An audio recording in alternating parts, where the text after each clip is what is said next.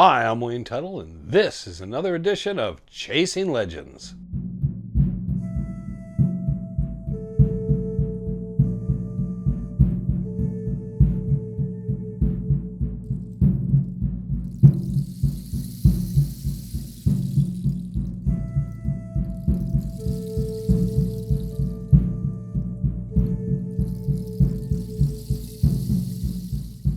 Welcome back to Chasing Legends. I'm Wayne Tuttle, your host once again. Please visit our website at legendsofthesuperstitionmountains.com. Subscribe to our YouTube channel here. Hit the notification bell. Leave a comment. Pick up some of the swag and the merchandise. You can pick it up in the link. You can pick it up through the website. More so, over on the website, you can catch the bark notes. Remember, important date we should be posting everywhere, October 25th, 26th, 27th, the 20th anniversary of the Dutch Hunter Rendezvous. And here we go, just a couple months out now. This story, last week we were kind of in California, kind of Arizona. Everybody had fun trying to Picacho, whatever, and correcting. As you can tell, I don't really care if I say it wrong at the time. I've heard plenty of people say plenty of Spanish words wrong the entire time I've lived in Arizona, and I love the people that try to correct me. I pay no mind to it. But the information's there, and hope somebody finds the Picacho mine, buried treasure out there. But this week we're going to go back into the superstitions.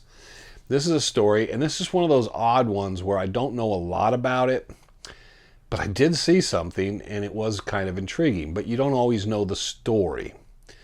Now, we'll go back. This is an individual. His name, we'll call him John. He come out to the rendezvous, and we'd talked a couple times off and on. This is very early at the rendezvous, the first 3-4 years. And he knew I had interest. I was one of the few people that would go up on Coffee Flat. And we talked about it a bit. This is before we'd done the YouTube, and I'd done the Stickman and a couple other stories from up in there. But we talked a little bit about it. I know Randy Wright and I really never made many trips. I think Randy went over to Spanish Graveyard, Castle Rock a couple times. I don't know if he went up on Castle Rock or up on Coffee Flat. So we talked about it, and he said he'd found something up there. He found it very interesting, and I was kind of like, oh, well, yeah. He said, well, it's an artifact. And I said, that's pretty interesting. John Tuning was very interested in Coffee Flat, and a number of other people. But the story that stuck with me on concerning artifacts, for some reason, it rang my bell. And it's in Bob Ward's Ripple of Lost Echoes, where he goes out with Celeste Jones and Louie. They make a trip, and he's not quite sure why he's tagging along. And they have this big bag of stuff, and they go up and then tell him, you wait here and keep an eye out. And then he goes and peeks around to see what they're doing, and they're burying these crosses, these different sized crosses and stuff, and watches what they're doing. Now, I've talked to a number of Bob Ward associates, and I know a couple people that talk to others in Bob Ward's general community. And everyone finds the story interesting because Ward didn't seem to know exactly what to think of this. On one hand, he wasn't sure what they brought him by, as if it was just they wanted a witness to it somehow to spread the story. Were they really hiding something? Did they go back and pull it out? Because Bob never really showed interest in going back. He also felt, another person told me, Bob told him personally, he thought it was a setup, that they had done this to see if they could trust him. He wasn't quite sure of the whole thing, but he did know he saw them burying a bunch of stuff. And he wasn't sure if they were trying to pull off a hoax, or if it was something very real, or they were trying to put him to some kind of test. But nothing ever came of it otherwise, so he was not quite sure. But he let people know the general vicinity in the area. He didn't think the artifacts would still be there. So this individual said they were up in that area, and I knew it because he was describing the way he went up. And he was saying, are you familiar coming up this way and going around here? And I was like, yes. Now, I would share something more exact with everyone, except several people that have told me that really specific area have always asked me never to tell anyone. And I'm going to keep my word to them. They seem to feel like if I found something or searched something, there was a certain trust factor there, and I still won't reveal exactly that specific spot. But they said that was the area Ward was. Now, having it from several different sources, I believed in it. This individual is telling me the way he was working his way up through the mountain and certain things, I realized, oh, he's in that general area. He's getting pretty close to that spot. So he said he was going up Coffee Flat, and he got up to a certain point, and he saw something back in the rocks that was kind of facing easterly. And he thought it was a piece of Chrysocolla or something like that, and he was thinking that would be odd. And he kind of looked in this niche, and then he thought, well, maybe it's some kind of moss or lichen or something. But he realized that the sun doesn't shine in there, and he was trying to look and see what it was. He reached back, and what he found was a little bowl or cup. Now, he called it a bowl. It was small. It kind of reminds you of these finger bowls or a small rice bowl. Today we have those little salsa bowls for each person to have a little bowl of salsa. Has the little legs on it. Well, this didn't have legs. It was a small circular bowl, like a half circle, but the bottom was flat, so it would sit down. He said he pulled it out and realized it looked like a man-made object, and he realized it was been stained, and it was possibly copper or bronze or something. And so he cleaned it up a little there. He decided to stick it in his pack, and he thought that was pretty cool. He looked around the area, didn't find anything else. Came home. Now, he lives down near Tucson, north of Tucson. So when he went down back home, he went down to the U of A and took it down there and said, hey, I want to talk to somebody that would understand maybe what this is, because I found this out in the mountains. So he took it, and finally someone sat down with it, and it was cleaned up a little, and they were like, where did you find it? And he told them, and he didn't think it was that old. He had a weird feeling it was handcrafted, handmade, but it probably wasn't that old. He didn't think it would be Hohokam. He definitely didn't think, he said it wasn't Incan or Mayan or anything like that. It didn't really have, it seemed to have much of a design to it. Wasn't sure what it was. And down there they talked to him and said it was probably a couple 100 years old. It had been out there for significant, probably because it was sheltered. That's why it was in the condition it was. And they said it's very interesting. It could possibly be something Spanish. And he was very interested in that. And they said, you never know when it was put there. Now, one story I will relate to is Ted DeGrazia was known to handcraft and make weird things and have things and then go in the mountains and stick them and hide them out there when he had the Superstition art gallery, the DeGrazia Superstition art gallery. So who knows if this is something Ted would have went up and stuck up there. Ted did know Bob Ward and several other people, so could have been something he did hearing the Celeste Jones story. I've always wondered about that. But he said it wasn't very ornamental. It was very plain. It was kind of simple. And he thought it was really kind of cool. And so he kind of put it on the shelf. Well, the U of A guy that he talked to got back a hold of him and said, look, I want to bring out some associates, a few people, students and stuff, and we want to go out there. Will you show us where that area was? We'd like to take a look at it. It's kind of neat. We haven't quite figured out what it is. If it was something possibly religious for a religious reason, or it was just something, it seems odd, this little copper thing for drinking or finger dipping or something would be out there. He agreed. They got the group together. They met down at Peralta Trailhead. They went in, went up to Coffee Flat, and he showed them the specific area. And he said they got up there and they took pictures and they looked at the area and kind of went through it all and everything. And he said then they started searching the area for anything else and stuff. And he said he was pretty impressed, but he went down and sat down. And then once in a while it seemed like, and he'd be like, oh, what's up? Nothing really. We're just, don't worry about it. And he said he started to get this funny feeling that something else, they'd found something. Because he wanted, if there was a coin or something like that found, he wanted to know. He wanted a picture of it, say, hey, I'm not really crazy. Not only find this bowl, we found this too. And kind of like back up the fact that he'd found this thing up there. He really didn't want to talk to people about it, he said, because he didn't want people to say he was faking it or this. And he was so unsure of where it could have come from. So they finally wrap up. They spend the entire day up there. It's late, and they're coming down.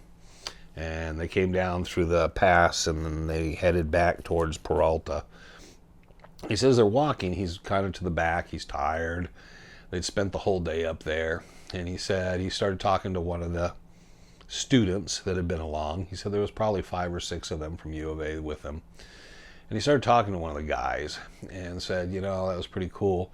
So you guys find anything, what was the most interesting thing do you think about today? And the guy said, well, you know, I don't know what that thing was, but he said, the nearest I can tell you is like, we thought we found a dagger, but I think it was something more like a letter opener or something. And he just kind of plays it, you know, off a little, like, oh, that, yeah, you know, I can't tell if it's bronze or copper or whatever, but it's very similar to the artifact that you'd found. And we'd found that around the corner, and and he said, yeah, there was a couple other things, like a spoon, I guess, or something. And it was a silver spoon. And he said, yeah, it's just kind of an odd assortment of things. And he was talking, and then the guy suddenly got the feeling like he shouldn't be talking to him, and then just kind of shut it down, and then just started moving forward to get away from him. So he realized, oh, great, they found these other things. So the U of A had, or someone at U of A had the bull, and he got it back from them, and he started got into a thing with them because they had found a couple things, didn't tell him. He said he didn't want his name all over it, but he wanted some credit because he discovered the area and found that bull. And they were kind of like being mysterious about the whole thing and all. And he felt like he was being wronged, and so he got the bull back and then told them he would talk to someone at U of A or something about this because he felt it was like unethical the way they were doing business with him. He wasn't asking for money or anything. He just wanted the credit for himself to be noted that he had discovered the site and he'd taken them up there and all that. Because he was willing, I guess, at one point to donate the bull. So kind of went back and forth with them a bit, but he said he got the bull back, took it home. It was cleaned up a bit, but he said they didn't clean it up great, but it looked really cool. And then he put it up on a shelf at the house. And that was kind of a bit of the end of the story. Now, we talked a bit and all this and that and back and forth. And so after about a year after this, because we'd kind of a couple other things, because he'd asked, did you go up there and look around? And I told him I made a trip. I didn't really find anything significant, and I'd reached out, talking to several people, Tom Collenborn and Greg Davis and some people. Did they ever hear anything about this story? And nobody had ever heard about it. So I was like, it's kind of cool. Who knows if Celeste Jones stuck that stuff up there? Who knows who might have put those things up there? Or if it was really from the Spanish era, European American settling in Arizona. So who knows what time period that stuff was actually placed in there. And he found it intriguing too. So he wanted to meet. We met at Goldfield Ghost Town. We met down at the Mammoth. He said, hey, you want to grab some fries or something and a beer? You know, I'd like to meet you. And he wanted to show me the bull. So he was up here, so we met, and I didn't get a chance to go hiking. I would have loved to go up to Coffee Flat, but it turned out it was going to be too warm, and he wasn't going to be here long enough.